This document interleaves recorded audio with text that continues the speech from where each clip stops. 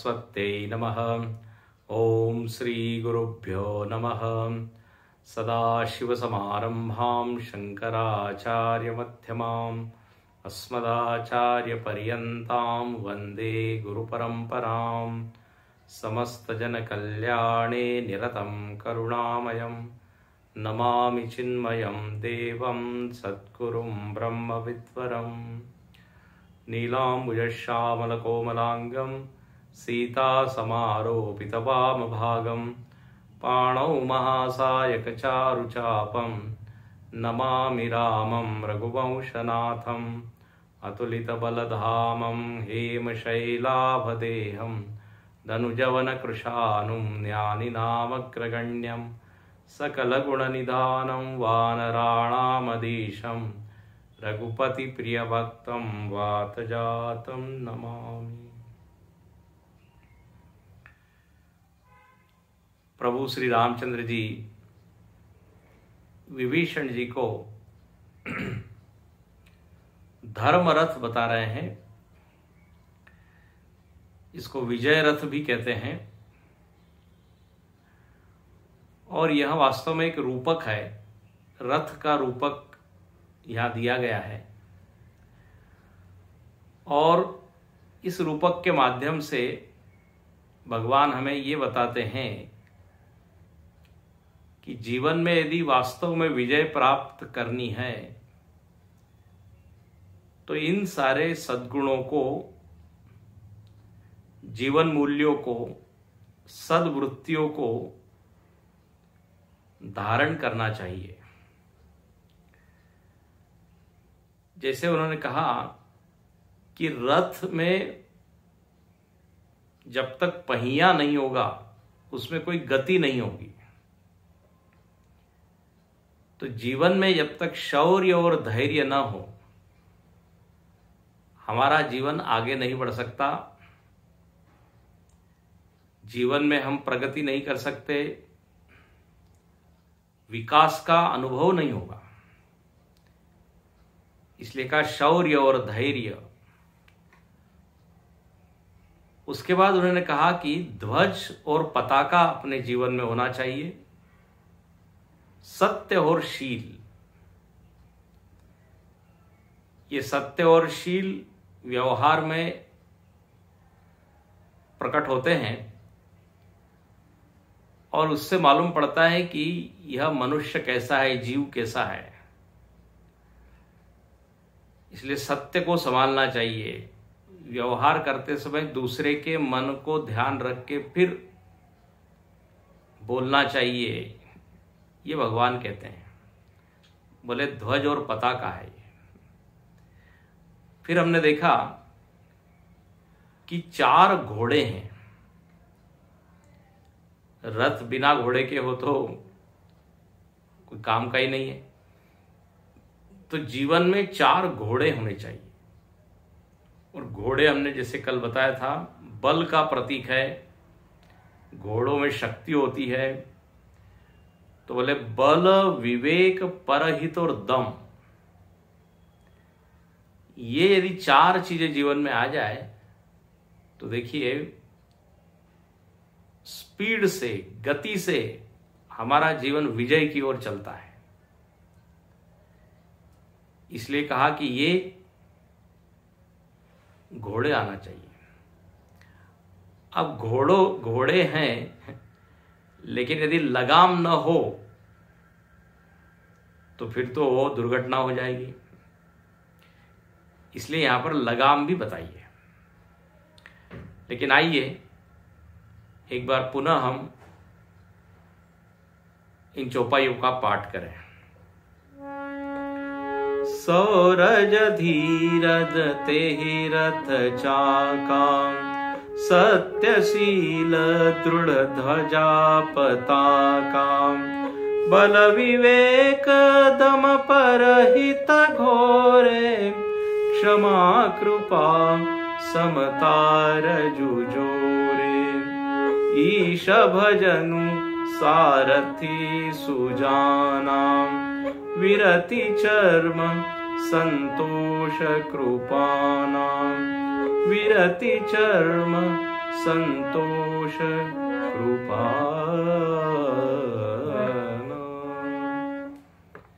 कहते हैं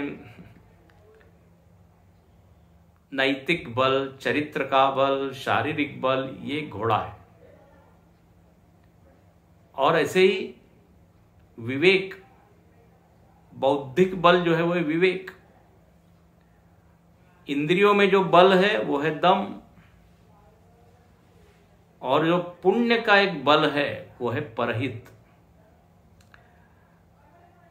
तो बोले ये घोड़े हो। और लगाम क्या है? तो बोले क्षमा, कृपा, समता, रजु जोरे। रजु मतलब रज्जू, रस्सी, लगाम। तो बोले क्षमा नाम की एक लगाम है।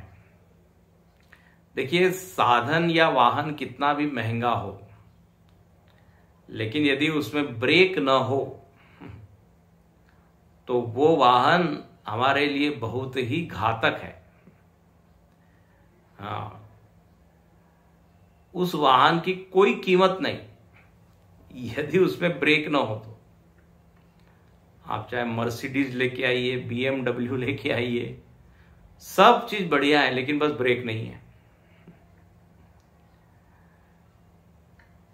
यदि ब्रेक नहीं होगा तो दुर्घटना।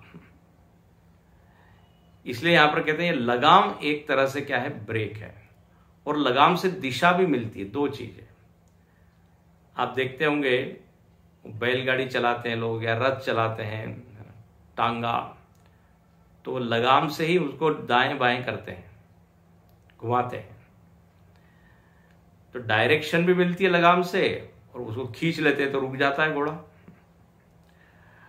तो मैंने देखिए, ये जो बल नाम का घोड़ा है, इसके साथ क्षमा नाम की लगाम जोड़ दीजिए। इसका अर्थ ये होता है कि हमारे पास बल तो बहुत हो, लेकिन क्षमा वृत्ति न हो। क्षमा का अर्थ है कि यदि किसी ने कुछ अपराध भी कर दिया, लेकिन फिर भी अपना चित्त अविक्रिय बने रहे, विकार न आए, तो बोले सर्वोत्तम क्षमा है। किसी ने अपमान किया, अपराध किया, निंदा की, लेकिन मन में कोई अशांति, मन में कोई क्रोध न आए, तो बोले सर्वोत्तम क्षमा है। क्षमा का सर्वोत्तम रूप। दूसरा कहते हैं, अपमान का हमको बोध तो है कि इसने अपमान किया है, लेकिन हम उसको भूल जाए, तो बोले दूसरे नंबर की क्षमा है। याद है उसने ऐसा ऐसा निंदा की, अपमान किया, लेकिन कुछ नहीं दंड दिया। और तीसरी क्षमा क्या? जिसने अपराध किया वो आता है, हमको क्षमा कीजिए, और जब हम क्षमा कर देते हैं उसको मांगने पर, तो फिर ये क्या, तीसरी क्रमांक की क्षमा। तो क्षमा के भी विविध रूप हैं, लेकिन ऐसा लिखते हैं कि क्षमा वीरस्य भूषणम। जो किसी को दंड दे सकता है, वो यदि क्षमा करे, तब तो उस क्षमा में शोभा है। इसलिए वो एक कविता में लिखा भी है, क्षमा सोहती उस भुजंग को जिसमें गरल हो। उसमें क्या जो दंतहीन विनीत सरल हो। तो जो किसी को दंड दे सकता है, लेकिन फिर भी उसने अपने उदार मन से उसको वो भूल गया या छोड़ दिया, तो देखो बल तो है किसी के पास और क्षमा कर ही नहीं रहा है, केवल दंड ही दंड दे रहा है, केवल बदला ही ले रहा है, केवल झगड़ा ही कर रहा है, प्रतिशोध ही ले रहा है, तो बोले उससे कोई आपकी प्रगति होने वाली नहीं है। हमको क्षमा करते आना चाहिए। कई बार देखिए हम लोग अपेक्षा करते हैं कि सामने वाला हमको क्षमा करे, तो जब हम क्षमा की अपेक्षा करते हैं तो फिर हमको भी करना चाहिए। हम तो सबसे अपेक्षा करें कि हमको हमारी गलती पर कोई क्षमा करें, लेकिन हम किसी को नहीं करेंगे, हम तो दंड देंगे। बोले ये ठीक नहीं है। तो बल आप बढ़ाइए, लेकिन साथ में एक अंतःकरण का एक भाग, एक उसमें कोमलता होनी चाहिए, करुणा होनी चाहिए। तो ये है बल नाम का जो घोड़ा है, उसके लिए क्षमा नाम की रस्सी। फिर कहते हैं विवेक। विवेक का जो घोड़ा है उसका संबंध है समता से। समता रूपी लगाम से आप विवेक रूपी घोड़े को संभालिए। बहुत ही सुंदर। देखिए, समता मतलब क्या? समता मतलब राग द्वेष का न होना। राग द्वेष का क्या? अभाव। और गीता में बार बार समत्व की बात की गई। समत्वम योग उच्यते। भले योग मतलब बस समभाव में स्थित रहना, केवल शीर्षासन करना ही योग नहीं है, प्राणायाम करना ही योग नहीं है। मन में न बहुत ज्यादा राग, न बहुत ज्यादा द्वेष। प्रायः हम अपने मन को इन दो भागों में बांट देते हैं। पूरे जगत को भी हमने दो चीजों में बांट दिया है। ये मुझको अच्छा लगता है, ये अच्छा नहीं लगता। व्यक्ति, वस्तु, परिस्थिति। और जहां ये राग द्वेष आ गए तो विषमता आ गई। और जहां विषमता आ गई फिर वहां विवेक नहीं रहता। ध्यान से सुनना, विषमता और अविवेक ये साथ में चलते हैं, और समता और विवेक। यदि बुद्धि में समता बनी रहेगी तो विवेक जागृत रहता है। देखो, विदुर जी जो है वो विवेकी है, क्योंकि वो समदृष्टि है, उनमें राग द्वेष नहीं है। धृतराष्ट्र को बहुत बार समझाते हैं। धृतराष्ट्र में विषम बुद्धि है। दुर्योधन के प्रति तो अति मोह, अति स्नेह, और युधिष्ठिर आदि के प्रति द्वेष भाव। बार बार उसका मन दुर्योधन की ओर ही जाता है। हालांकि विदुर जी कई बार समझाते हैं।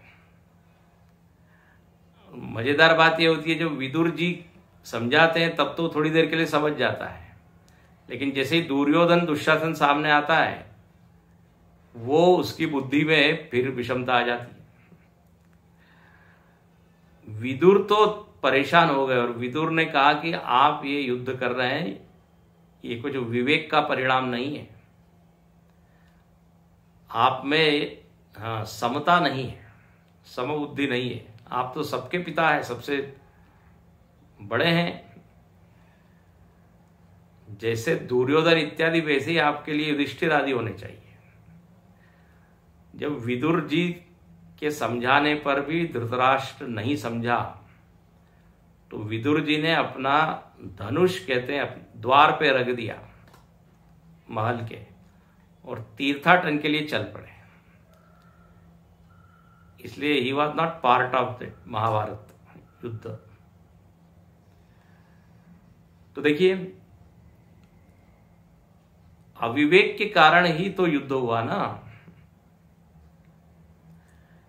इसलिए कहते हैं ये समता को बढ़ाना चाहिए। समता चित्त का एक ऐसा गुण है कि देखो, समता आते ही मन में शांति आती है। देख लीजिए अपने मन को, जब राग द्वेष खूब तूफान मचाते हैं, खूब हल्ला मचाते हैं, ये मुझको चाहिए, ये नहीं चाहिए, कोई पसंद की चीज नहीं मिल रही है, जो पसंद की चीज नहीं है वो मिल रही है, तो मन में इतना उद्वेग होता है। लेकिन यदि हमको सम रहने की आदत हो तो फिर विषम परिस्थिति में भी मन की शांति बनी रहती है। जैसे राम जी की शांति बनी रही। तो इसलिए ये राग द्वेष कम हो, समता रूपी लगाम से विवेक को जागृत रखे, नहीं तो विवेक प्रभावित हो जाता है, विवेक लुप्त हो जाता है, विवेक आवृत्त हो जाता है। ये ऐसा ही है, मतलब घोड़ा जो है वो छूट गया, लगाम से छूट गया, क्योंकि समता नहीं रही। समता रूपी लगाम यदि नहीं रही तो विवेक रूपी घोड़ा छूट जाएगा। कितनी बढ़िया यहां बात है। जितनी चित्त में समता अधिक रहेगी उतनी चित्त में शुद्धि रहेगी और उतना डिसीजन पावर अपना ठीक रहेगा, निर्णय लेने की क्षमता अच्छी रहेगी और उतना ही चित्त हमारा व्यापक होगा, विभू होगा। ध्यान से सुनना, समता के कारण चित्त में विभुता आती है, व्यापकता आती है। राग द्वेष के कारण चित्त जो है वो संकुचित हो जाता है, छोटा हो जाता है, और जहां चित्त छोटा हुआ तो निर्णय भी गलत निकलेंगे, निर्णय प्रभावित होते हैं। इसलिए कहते हैं कि ये समता एक बहुत ही महत्वपूर्ण ऐसा एक गुण है जीवन में, यदि विजय आनी है तो। और समता देखिए, परिस्थिति में समता रखनी पड़ती है, शीत उष्ण इत्यादि में, फिर सुख दुख इत्यादि में। उसके बाद व्यक्तियों के कांटेक्ट में हम लोग आते रहते हैं, समाज के सभी लोग हैं, उन लोगों में भी हमारी समबुद्धि होनी चाहिए। एक को बहुत पसंद कर रहे हैं, एक को बिल्कुल देखना नहीं चाहते, तो फिर उसके साथ हम अन्याय कर देते हैं। एक के साथ अति उसका साइड ले लेंगे, पक्षपाती हो जाएंगे, और दूसरे में गुण होते हुए भी उसकी उपेक्षा करेंगे, अन्याय करेंगे, गलत व्यवहार करेंगे। अब जैसे जो उत्तानपाद राजा था, उसकी 2 रानियां जो थी, सुनीति और सुरुचि। अब सुरुचि में राग होने के कारण बताइए, उसके पुत्र को तो बिठाता है गोद में, लेकिन सुनीति के पुत्र जो ध्रुव है उसको बैठने नहीं देता। हो गया ना ये। तो जहां विषमता आ गई वहां फिर अविवेक, और अविवेक आ गया तो फिर पक्षपात, अन्याय, ये सब होगा। इसलिए यहां बहुत ही अच्छा हम लोगों के लिए मार्गदर्शन किया है कि भाई विवेक को यदि आपको संभालना है तो चित्त को ज्यादा विषम मत होने दीजिए। तो इस तरह ये एक घोड़ा हो गया। अब तीसरा लगाम हो गई, बल विवेक दम परहित घोरे, क्षमा कृपा समता रजु छोड़े। तो बल रूपी जो घोड़ा है, बल जो घोड़ा है उसके साथ क्षमा लगाम, विवेक जो घोड़ा है उसके साथ अभी अभी देखा समता, और परहित नाम का जो घोड़ा है बोले उसके साथ कृपा को रखिए। कृपा रूपी लगाम से परहित को संभाल लीजिए। अब देखिए, परहित मतलब थोड़ा निस्वार्थ जीवन जीना, थोड़ा समाज के लिए, देश के लिए कुछ बलिदान करना। तो परहित धन है, शक्ति है, समय है, उसी को सामान्य भाषा में बोलते पुण्य।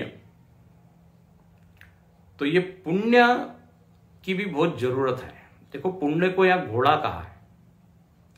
जीवन में कई बार होता है कि 2-4 लोग काम करते हैं, प्रयत्न सभी करते हैं, लेकिन किसी के पास पुण्य की पूंजी न होने के कारण उसको उतना यश मिलता नहीं।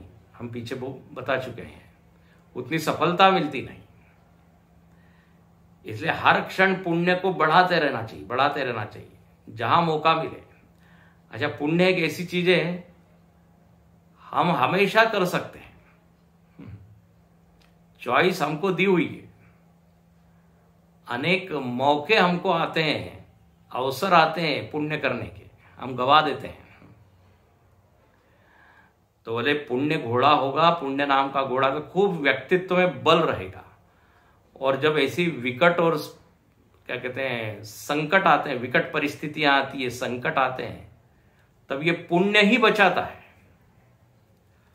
कई बार लोग कहते हैं अरे मैं तो बिल्कुल गया ही था एकदम, लेकिन किसी पूर्व जन्म के पुण्य के कारण बच गया। लोग बोलते हैं ना, कोई पुण्य का उदय हुआ, पुण्योदय। अच्छा, तो अब ये पुण्य तो बढ़िया घोड़ा है।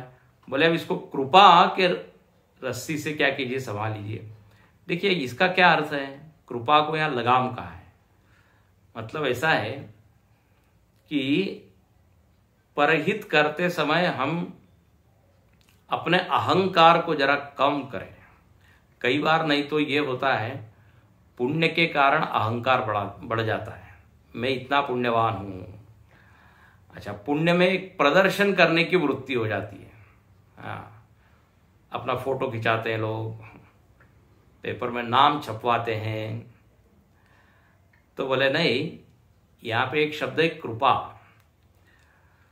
इसका ऐसा अर्थ है कि भगवान ने हम पर कृपा की है और हमको यह अवसर दिया है परहित करने का। ऐसा एक विनम्र भाव, अभिमान नहीं हो कि देखो सब लोग बेचारे हैं, दुखी, और अब मैं जा रहा हूं सबका कल्याण करने के लिए। भीतर एक ये भाव बना रहे कि ये तो भगवान की कृपा है और ये समाज भगवान ही है और भगवान ने मुझको अवसर दिया है सेवा करने का। सभी लोगों के पास ये भाग्य नहीं है। देखिए, सेवा वही कर सकता है जो सुखी हो, सेवा वही कर सकता है जिसके पास कुछ धन हो, तब तो दान कर सकता है। सेवा वही कर सकता है जिसका शरीर अच्छा हो, स्वयं ही रोगी है तो फिर उसी को सेवा की जरूरत पड़ेगी। तो यदि हम सेवा के योग्य हो पा रहे हैं, परहित के योग्य, तो समझ लीजिए भगवान की बड़ी कृपा है। तो कृपा के द्वारा अपने इस परहित के घोड़े को संभाल लीजिए, नहीं तो अभिमान आने में देर नहीं लगती। प्रभुता पाई जाहि मद नाई, थोड़ी किसी को कुछ बड़ी चीज मिल जाती है तो मद आ जाता है एकदम। बहुत ही कम लोग ऐसे हैं जिनको अभिमान होता नहीं। तो बोले सतत ये कृपा रूपी लगाम रखनी चाहिए। ठीक है, तो पहिए हो गए, ध्वज पताका हो गई, घोड़े हो गए, लगाम हो गई। अब ये लगाम जिसके हाथ में होती है उसको कहते हैं सारथी। तो बोले इस विजय रथ के लिए, धर्म रथ के लिए एक सारथी चाहिए। और सारथी की तो बहुत बड़ी भूमिका होती है।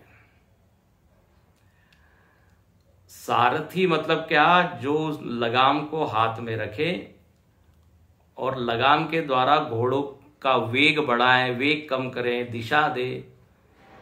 लगाम अपने आप से तो कुछ कर नहीं सकती। तो सारथी, यहां पर सारथी किसको बोला है, तो बोले ईश भजन। भगवत भजन ही सारथी है। और कैसा सारथी है, सुजाना। ईश भजन सारथी सुजाना। सुजाना का मतलब होता है बड़ा चतुर, बड़ा समझदार, बड़ा विवेकी, अच्छा सारथी। ठीक है, हम लोग भी ड्राइवर कैसा चाहते हैं, जो बिल्कुल कुशल हो, जो बिल्कुल ट्रैफिक में भी से निकाल दे गाड़ी को, हाँ, सही समय पर पहुंचा दे बिना एक्सीडेंट के। बार बार हम कहते हैं अरे अच्छा ड्राइवर देना। ड्राइविंग आती है कि नहीं तुमको ठीक से, हम कंफर्म करते हैं। तो सारथी अच्छा हो,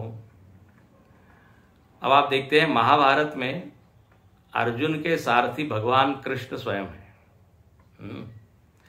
और देखिए सारथी का काम केवल रथ को हाँकना नहीं होता, बड़ी बड़ी जिम्मेदारी उसकी होती है। सारथी का काम यह होता है कि उस रथ को ऐसे जगह ले जाए जहां पे कम क्या कहते हैं शत्रु है। उसके बाद सारथी का ये काम है कि यहाँ पर उसको मतलब घोड़ों की सेवा करनी पड़ती है। सारथी मतलब केवल रथ चलाना नहीं, भगवान कृष्ण जो है घोड़ों की सेवा करते थे। युद्ध में देखिए बाण घोड़ों को भी लगते थे, उनको भी घाव होते थे, तो मरहम पट्टी भगवान करते थे। सारथी का ये काम है। सारथी का काम है कि रथी के महल के सामने उस घोड़े को ठीक समय पे खड़ा कर दे और कहे कि आइए साहब बैठिए, रथ तैयार है। होता है ना। तो सारथी देखिए भगवान कृष्ण अर्जुन के सारथी बन गए। प्रेम के बस अर्जुन रथ हाक्यो भूल गए ठकुराई। जो पूरे जगत को चलाने वाले, हाँ, आज अर्जुन का रथ चला रहे हैं।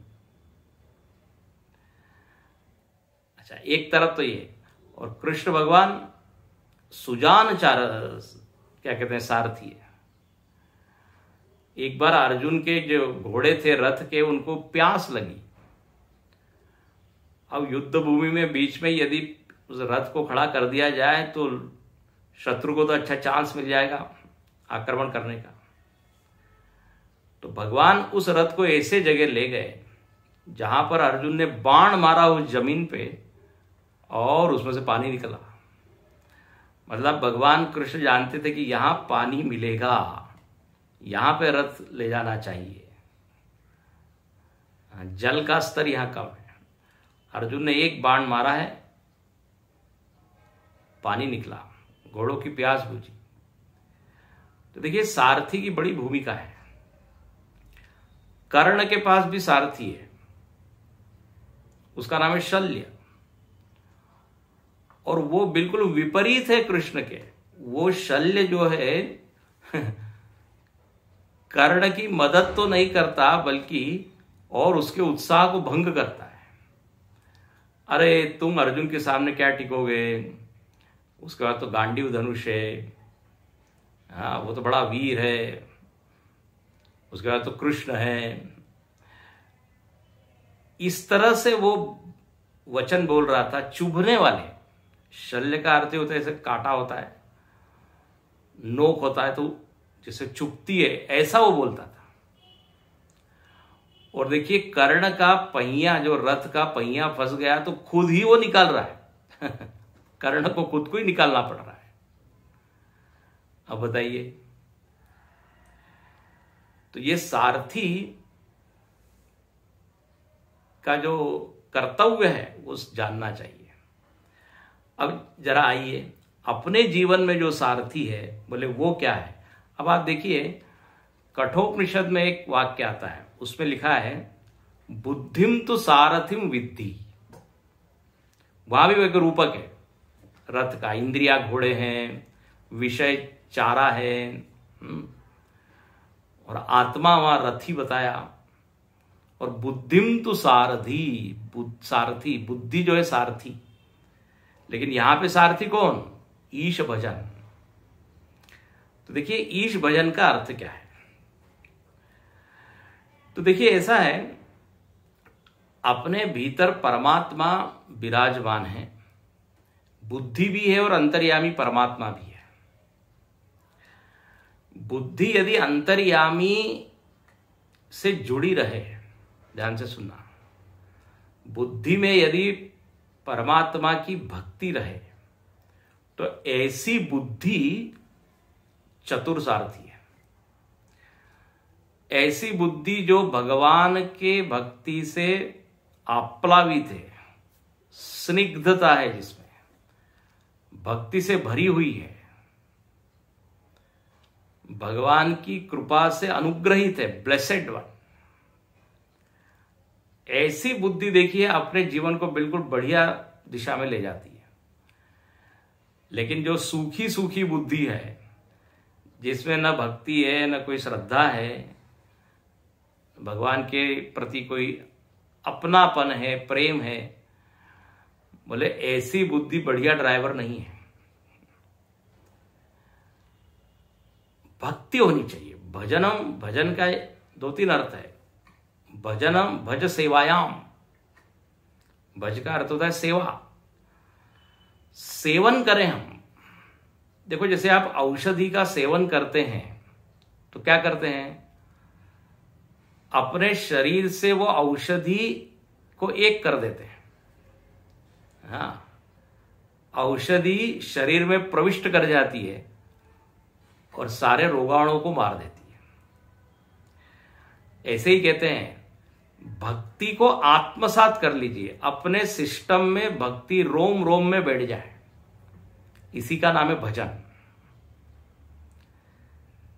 चलते फिरते खाते पीते भगवान की जो स्मृति है ना, बस यही समझ लीजिए भजन है।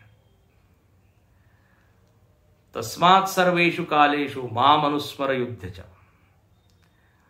कर्तव्य कर्म करते रहें लेकिन विस्मरण न हो। कहते हैं विपदो नैव विपदा, विपत्ति वास्तव में विपत्ति नहीं है, संपत्ति वास्तव में संपत्ति नहीं है। विपद विष्णु विस्मरणम संपन्न नारायण स्मृति। बोले सबसे बड़ी संपत्ति क्या है, भगवत स्मृति, नारायण स्मृति। और सबसे बड़ी विपत्ति क्या है, बोले विस्मरण। एक संत कहते थे, बोले विस्मरण क्या है, तो बोले विस्मरण। ये विस्मरण जो है विष की तरह है। विस्मरण होते ही जीवन में मरण, पतन, अधोगति। इसलिए कहते हैं ईश भजन सारथी सुजाना। भजन, जीवन में भजन आ जाए। भजन का एक अर्थ होता है रस, भजनम नाम रसनम। भक्ति रस से सारोबार जीवन हो। मन में भक्ति, हाँ, व्यवहार में भक्ति, कर्म में भक्ति। कर्म करते समय यही भाव रहे कि बस ये तो हम भगवान के लिए कर रहे हैं। न उत्पादयेत यदि रतिम श्रमये वही केवलम। हम लोग जो है ना काम केवल पूरा करने के लिए करते हैं। चलो ये काम पूरा हो गया, ये काम पूरा हो गया। काम करने का प्रयोजन होना चाहिए भगवान की खुशी। ये हमको लगे कि इस काम से भगवान खुश हो रहे हैं क्या, खुश होंगे क्या। मतलब काम के पहले भगवान को याद करके करें। ये है भजनम। रस लेकर भक्ति यदि जीवन में आ जाए तो बस समझ लीजिए जीवन में रस आ जाए।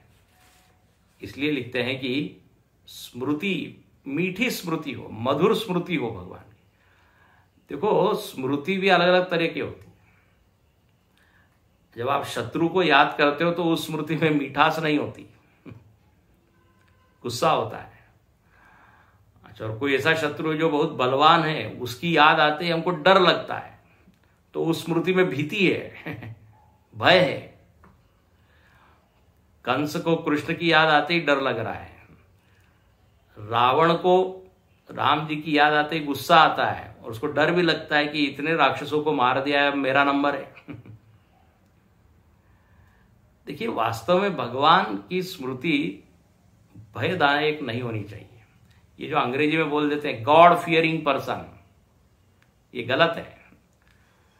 भगवान कोई डराने वाली चीज नहीं है कि जिसकी स्मृति आते ही हम डर जाए। जिसकी स्मृति आते ही हम नाचने लगे, स्मृति आते ही जीवन में निश्चिंतता आ जाए, निर्भयता आ जाए, वो है असली स्मृति। स्मृति आते ही रोमांचित हो जाए। हाँ, प्रहलाद जी को स्मृति आते ही हाँ वो नाचने लगते थे, हंसने लगते थे। क्वचित नृत्य थी यल लब्ध्वा पुमान सिद्धो भवति अमृतो भवति मत्तो भवति, नारद भक्ति सूत्र में आता है। तो ऐसी ये भक्ति को ही यहां पर क्या कहा गया है, भजन। देखो हम सब पूजन कीर्तन जप तप सब कर रहे हैं, लेकिन यदि भगवान की उसमें याद नहीं आ रही है तो वो भजन नहीं है, वो श्रम है, वही केवलम, वो केवल श्रम है। इसलिए यहां पर लिखते हैं कि प्रेम पूर्वक भगवान की स्मृति करें। अच्छा, और भगवान को याद करने के लिए हम कुछ निमित्त बनाएं, निमित्त ढूंढे। जैसे नियम ले ले, पूजा का जैसे नियम है या जप का नियम है, तो इस नियम के कारण क्या होगा, भजन होगा, स्मरण होगा। शुरुआत में हो सकता है उसमें कुछ ज्यादा आनंद ना आए, रस ना आए, लेकिन यदि हमने नियम बना लिया तो आप देखते हैं धीरे धीरे मन को अच्छा लगने लगता है, उसको स्वाद मिल जाता है। और फिर जिस दिन हम पूजा नहीं करते या जप नहीं करते, उस दिन मन जो है अंदर से कहता है आज तुमने हमको बढ़िया वाला भोजन नहीं दिया, आज वो आनंद नहीं आया। मन में एक तरह की ग्लानि होती रहती है, क्योंकि उसको रोज आदत मिल गई, रोज रस मिलता है उसको। तो इसलिए ये ईश भजन, इसको सारथी बनाए। जीवन अपने आप सही दिशा में चलेगा, अच्छी दिशा में चलेगा। बुद्धि तो दी हुई है, लेकिन उस बुद्धि के पीछे जो बैठा हुआ अंतर्यामी है उसकी ओर कभी देखा ही नहीं। देखिए, जब ये भजन बहुत गाढ़ा हो जाता है, बढ़ जाता है, भक्ति बढ़ जाती है, तो भीतर से अंतर्यामी गाइड करता है, गाइड करते हुए दिखता है, अनुभव में आता है। पहले भी वो गाइड करता था, लेकिन उस समय हमारी बुद्धि उतनी समर्पित नहीं थी, बहिर्मुखी थी या स्थूल थी, तो वो सेंसिटिविटी नहीं थी, बुद्धि वो संकेतों को पकड़ नहीं पाती थी। लेकिन भक्ति आने के बाद भीतर से भी उसको संकेत दिखते हैं, बाहर से भी उसको संकेत दिखाई देते हैं कि भगवान क्या चाहते हैं, क्या नहीं चाहते हैं। ये बड़ी सूक्ष्म बात है। तो कहते हैं ऐसा ये भजन इस विजय रथ की ओर, विजय रथ को विजय की ओर बढ़ाने वाला है। तो ईश भजन सारथी सुजाना। ये देखिए, सारथी के हाथ में 4 घोड़ों की लगाम है। 4 घोड़े हमने क्या देखे, बल विवेक दम परहित, ये घोड़े हैं। ये चारों घोड़े ठीक रहते हैं यदि जीवन में भक्ति रहे तो। भक्ति रहे तो देखिए, बल होने पर भी हम विनम्र रहेंगे, है कि नहीं। विवेक हमारा शुद्ध बना रहेगा, क्योंकि भगवान आपकी बुद्धि को गाइड कर रहे हैं, तो उस विवेक में पक्षपात इत्यादि नहीं रहेगा। इसलिए ये सारथी बहुत सुंदर है। अब कहते हैं सारथी की भी बात हो गई, जीवन में भक्ति आ गई। अब वो रथ को लेके मानो कि हम चलते हैं कहां, युद्ध भूमि में। तो अब युद्ध भूमि में जाते हैं तो घोड़ा तो ठीक है, लगाम है, सारथी है। अब लेकिन सामने शत्रु खड़े हैं और शत्रु आक्रमण कर रहे हैं। तो उन आक्रमणों को झेलने के लिए ढाल की जरूरत है, ढाल। इसलिए अब आगे की जो चीज है वो है वीरति चर्म संतोष कृपाणा। 2 चीज, चर्म, चर्म का मतलब होता है ढाल, और वैराग्य क्या है, ढाल। वीरति चर्म बहुत ही बढ़िया है। देखो, ये विषय रूपी शत्रु हम पर आक्रमण करते रहते हैं, ठीक है ना। अब यदि वैराग्य रूपी ढाल न हो तो हम घायल हो जाएं। वैराग्य की ढाल से विषयों के आघातों को हम सहन करें। शायद ही ऐसा कोई व्यक्ति है जो इन विषयों से प्रभावित हुआ न हो। एक एक विषय मारने के लिए काफी है, और जगत में तो अनंत विषय हैं। किस विषय के कारण कौन सा व्यक्ति कहां फंस जाए या गिर जाए कुछ पता नहीं। विषय को विष से भी अधिक घातक बताया है। तो अरे जीवन में क्या आ जाए, वैराग्य रूपी ढाल आ जाए तो फिर तो कोई बात नहीं। वैराग्य मेवा भयम, वैराग्य आ जाए तो फिर हम निर्भय होकर इस जगत में विचरण करेंगे। ये राग द्वेष के कारण हम कमजोर हो जाते हैं। वैराग्य के कारण चित्त में एक बल रहता है।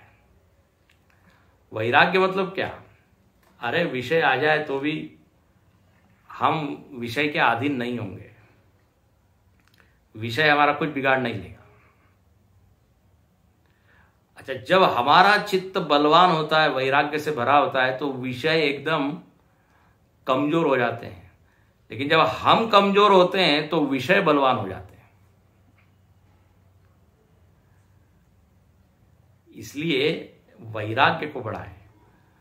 वैराग्य मतलब जब हम अपने सुख दुख के लिए वस्तु पर, व्यक्ति पर, परिस्थिति पर निर्भर न रहें, उसको कहते वैराग्य। वैराग्य मतलब यू आर फ्री, अपने में एक स्वतंत्रता की अनुभूति करना। देखो, जिसमें वैराग्य नहीं होता है ना, वो फिर कहीं सुख सुविधा नहीं हो तो वहां जाने से कतराता है। अरे बोले वहां फैसिलिटी तो है ही नहीं, उसके बिना तो मैं रह ही नहीं सकता। तो कहीं भी जाने के लिए डरेगा वो, या जाना कैंसिल करेगा, और फिर कोई बड़ी चीज से वो फिर वंचित रह जाएगा वैराग्य के अभाव में। इसलिए कल इसको और अच्छे से देखेंगे। विरति चर्म और संतोष कृपाना। तलवार क्या है तो बोले संतोष। संतोष तलवार है, उसके द्वारा लोभ रूपी शत्रु को मारो।